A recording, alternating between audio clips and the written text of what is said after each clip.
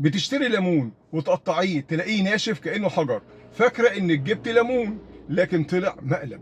تعالي اقول لك ليه ده بيحصل وازاي تشتري الليمون صح، والفرق بين الليمون الاخضر اللي موجود دلوقتي حاليا والاصفر اللي هو بيطلع في اوانه، وهل الليمون بيتغش، واسرار الليمون اللي لازم كلنا نعرفها. خليكم معايا للاخر هتستفيدوا مش هتندموا. وفضلا وليس امرا، اللي مش مشترك في القناه يشترك، واللي بيشوف الموقع اخر ممكن يعمل متابعه وشير ولايك وتعليق في المحتوى او خارج المحتوى لتدعيم القناه لنشر الوعي الصحي والغذائي في المجتمع. الليمونه الناشفه، الليمونه الناشفه غالبا بتكون اتقطفت قبل ميعادها او قبل نضجها الكامل، او اتخزنت فتره طويله في ظروف مش مناسبه. كمان الليمون بيجف من جوه لما يفقد ميته الطبيعيه مع الوقت، يعني لو قعد فتره كبيره. طب ازاي نختار الليمون الصح؟ تختار الليمونه اللي لونها اصفر ذهبي مش باهت، يعني نجيب ليمونه لونها اصفر ذهبي مش باهت، بتكون بتلمع، سطحها ناعم. خلي بالكم من الوصفات دي، بيكون بتلمع، سطحها ناعم نسبيا مش ناشف وخشن. لما تضغطي على الليمونه بايديكي كده تحس ان هي فيها طراوه شويه، ما بيكونش يعني جامده، لا طراوه شويه ومليانه عصاره. كمان الليمونه تقيله بالنسبه لحجمها، فيها عصير كتير. لو لقيت الليمونه خفيفه كده وحجمها كبير، لا دي فاضيه من جوه.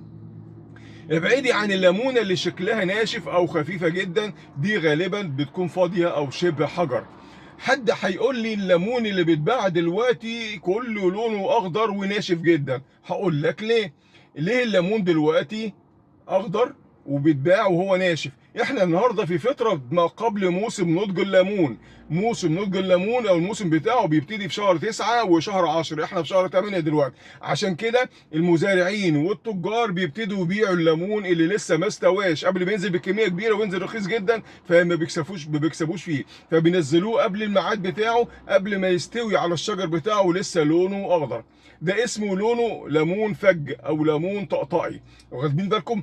ده بيتقطف بدري قبل ما يكمل نموه. الليمون ده بيتقطف بدري قبل ما يكمل، هتلاقي ليمونه صغيره كده ويعني وناشفه حجر وبتاع. كمان بعض التجار بيسرعوا من عمليه الانضاج الصناعي، خلي بالكم من الحته دي. بعض التجار بيسرعوا من الانضاج الصناعي، بمعنى انهم بيحطوا الليمون ده في غرف مغلقه فيها غاز اسمه غاز ايثيلين اللي انا اتكلمت عليه قبل كده، اللي هو بسبب انضاج الفواكه، غاز ايثيلين. فبيتم انضاج القشره من بره، فتتحول القشره للون الاصفر، هي من جوه مش مستويه، والقشره من بره بتتحول للون الاصفر. ده يعني مش مصنف انه غش، لكن انا بعتبره غش، لان انا هشتري ليمونه صفرا من جوه ومش ناضجه من جوه، هتلاقي ناشفه وما فيهاش عصاره كتير. ده غير ان البعض بقى، وده قليلين، بيلونوا الليمون، يا بيجيبوا الليمون الاخضر ده عشان يكسبوا فيه اكتر بيلونوه باللون الاصفر، بس ده بيتعرف. لان لو لقيت الليمونايه لونها مش مظبوط، او لونها يعني ضارب على الاصفر على الاخضر يعني كده مش مظبوط، اعرف ان ده متلون لون صناعي. طب هل الليمون الاخضر ضار؟ هل الليمون الاخضر ضار؟ ده لا مش ضار. الليمون الاخضر مش ضار، طعمه لاذع، لكن طعمه لاذع جدا. كميه العصير بتكون اقل، مش بنفس القيمه الغذائيه بتاعه الليمون المستوي الاخضر. طب لما نشتري ليمون دلوقتي ولا ما نشتريش؟ ما ده سؤال برضه هيورد في دماغي. نشتري ليمون دلوقتي ولا نشتريه؟ لو مش مستعجل استنى الموسم بتاعه الشهر الجاي او الشهر اللي بعديه، هتلاقي ليمون ناضج وكميه العصير اللي فيه كبيره جدا وطعمه ومظبوط وعصيره مظبوط وزي الفل. لكن لو لازم مضطر تشتري، فتشتري دور على الليمونه اللي لونها اصفر مخضر فاتح، يعني فيها خضرار بس لو فيها لون اصفر يبقى يبقى بدات تنضج وكده، ناعمه الملمس، طريه نسبيا عند الضغط عليها.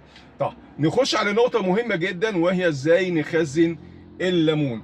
غسيل، يعني قبل ما نخزن الليمون هنا، غسيل الليمون قبل التخزين مهم جدا. الله، ده انت كنت بتقول لنا خلي بالكم في حاجات كتيره جدا بتقول لنا ما تغسلوهاش قبل التخزين، زي الطماطم وزي البدنجان وزي الفلفل. كل حاجه لها نظام. الليمون هنا لازم يتغسل كويس جدا، كويس جدا جدا. قشره الليمون هنا بقى بتختلف عن قشره الطماطم وقشره البدنجان وقشره الفلفل. قشره الليمون سميكه، مش زي الطماطم والفلفل والبدنجان، مش هتتاثر بالميه اللي موجوده بتاعه الغسيل دي كلها. انما البدنجان والطماطم والفلفل دي بتتاثر، وبالتالي بتزود فرص الاصابه بالعفن. والاهم ان قشره الليمون دي بتخزن اوساخ ومبيدات، وغسيلها وتنشيفها بيطول عمرها. يبقى غسيل الليمون هنا بيطول عمر الليمونه، خلي بالكم ليه؟ لان قشره الليمونه بتتملي باوساخ ومبيدات، وغسيلها هنا في الحاله دي اهم حاجه بعد الغسيل تتنشف كويس جدا بمناديل او فوطه نظيفه جافه، تتنشف كويس جدا علشان ما تعفنش وتطرى وتعفن بعد كده. يبقى الغسيل والتجفيف يتغسل بميه بخل او ميه بكربونات زي ما قلنا قبل كده، وبعدين ينشفه كويس بمناديل او فوطه ناشفه. ده بيحصل ايه؟ بيقتل البكتيريا ويقلل التعفن اللي موجود اللي ممكن يحصل في الثلاجه. بعد كده بعد ما عملنا الموضوع ده كده بيتم وضعه في كيس قماش او في علبه مفتوحه، ما نحطهاش في علبه مقفوله، في كيس قماش او علبه مفتوحه ونحطها في الثلاجه. ده بيعيش معاكي من اسبوعين ل3 اسابيع. طب هتقولي لي طب احنا ممكن نخزن العصير ازاي؟ بنعصر الليمون ونصبه في قوالب بتاعه التلج دي ونحطه في الفريزر، ولما يتجمد حطيه في كيس. ده بيعيش معاكي لمده 3 شهور من غير مواد حافظه. وبعدين ازاي نخزن بشر الليمون؟ بشر الليمون في ناس يعني بتبشر الليمون وبتخزنه عشان يستخدمه استخدامات تاني. ازاي نخزن بشر الليمون؟ بشر الليمون ونستخدمه في ايه كمان؟ ابشر القشره الخارجيه، القشره الصفراء بس، لكن القشره البيضاء اللي تحت دي ما تقشرهاش، خلي بالك ما تقشريش القشره البيضاء، يا دوبك ببشر كده باخد القشره الصفراء بس. ابشر القشره الصفراء ديت مش البيضاء اللي تحتيها. بعد كده نحطها في كيس او برطمان ونحطها في الفريزر، نحطها في كيس او برطمان ونحطها في الفريزر. ده ممتاز جدا للحلويات والتتبيلات والمشروبات. طب قول لي بقى فوائد الليمون في المطبخ. هل الليمون ليه فوائد تانية غير الاكل، غير الشرب والعصير والكلام ده والاكل؟ لا، ليه فوائد تانية في المطبخ. اولا بيستخدم للتتبيل، عصيره بيطري اللحم وبيحافظ على الفراخ من الزفاره. الناس عارفه الكلام ده، عشان تضيع الزفاره بتاعت الفراخ بتعصر ايه من ضمن التتبيله دي ايه؟ الليمون. وفي نفس الوقت بيطري اللحم، لحم الفراخ او اللحمه العاديه. للبشره مع الزبادي مع العسل او الزبادي، يعني بيستخدم الليمون مع العسل او الزبادي مفيد جدا للبشره. للتنظيف بيشيل الزيوت ويعقم ويزيل الروائح الكريهه من الحوض وفي المطبخ. طب امتى الليمون بيكون ضار؟ هل الليمون ده ممكن يكون ضار؟ ايوه الليمون ممكن يكون ضار. لو عندك قرحه في المعده او ارتجاع في المريء او حموضه مزمنه، خلي بالك ما تشربهوش على الريق، خلي بالك ما تشربوش على الريق لو انت عندك حموضه في المعده او ارتجاع في المريء. عصير الليمون كمان المركز بيضر مين؟ الاسنان. يعني اللي بيشرب، في ناس بتقعد بتمص الليمونه او عصير مركز، ده بيضر مينة الاسنان. الافضل ان احنا نشربه خفيف. الليمون المتعفن، يعني لو في ليمونه معفنه او لونه غامق جدا ومجعد كده، يعني لازم نرميه فورا، ما نفكرش فيه لان ده اكيد فيه فطريات. طب نشوف بقى فوائد الليمون الغذائيه ايه هي. هل الليمون ليه فوائد غذائيه؟ طبعا ده الليمون معروف عنه ان القيمه الغذائيه بتاعته عاليه جدا. اولا كل مشهور عنه انه غني جدا بفيتامين سي، وفيتامين سي يعني ايه؟ مناعه قويه. ايضا بيحتوي على مضادات اكسده، يعني مضادات اكسده يعني مضاد للالتهابات، والالتهابات دي بتؤدي الى ايه؟ الى امراض خطيره، يعني ربنا يعافيكم منها يا رب. ايضا بيساعد على الهضم وبيعزز امتصاص الحديد من الاكل، بيعزز الهضم وبيساعد على امتصاص الحديد من الاكل. وكمان بعض الدراسات بتقول انه بيساهم في خفض مستوى ضغط الدم بشكل غير مباشر، يعني بيساهم في خفض ضغط الدم بطريقه غير مباشره. طب ليه عصير الليمون احيانا بيكون مر؟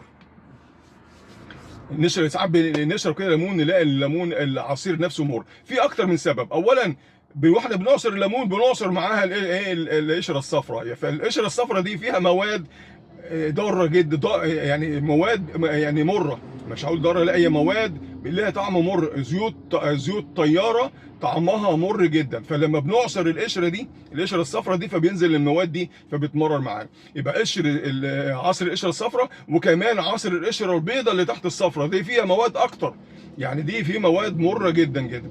كمان ترك العصير فتره طويله لما بيتعرض للهواء فبيحصل له بيتاكسد، وده بيغير من طعمه ويخليه احيانا مر واحيانا مر ولاذع. طب استخدام الليمون القديم، لو احنا عندنا ليمون قديم ومتخزن غلط ده بيبدا يجف، وبالتالي الزيوت اللي جواه بتتركز كمان اللي هي بتسبب المراره دي.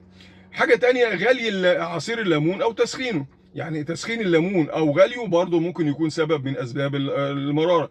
ولو بتضيفيه، يعني لو بتضيف الليمون ده للاكل اثناء الطبخ، فالافضل يخليه في اخر مرحله من المراحل، وخصوصا في الشوربه والتتبيلات والكلام ده. ماشي. وطبعا كلكم عارفين ان في ناس كتيره جدا بتحب تضرب الليمون بقشره في الخلاط.